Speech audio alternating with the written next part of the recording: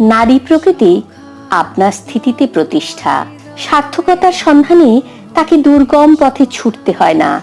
জীব প্রকৃতির একটা বিশেষ অভিপ্রায়তার মধ্যে চরম পরিণতি পেয়েছে। সে জীব ধাত্রী, জীব পালিনী। তার সম্বন্ধে প্রকৃতির কোনো দ্বিধা নেই। প্রাণ সৃষ্টি, প্রাণ পালন ও প্রাণ তোষণের বিচিত্র ঐশ্বর্য তার দেহ মনে পর্যাপ্ত। এই প্রাণ সৃষ্টি বিভাগে পুরুষের প্রয়োজন অত্যন্ত।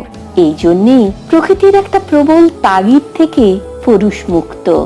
প্রাণের ক্ষেত্রে ছুটি পেয়েছে বলেই চিত্তক্ষেত্রে সে আপন সৃষ্টিকার্যের পত্তন করতে পারলে সাহিত্যে, কলায়, বিজ্ঞানে, দর্শনে, ধর্মে, বিধি ব্যবস্থায় মিলিয়ে থাকে।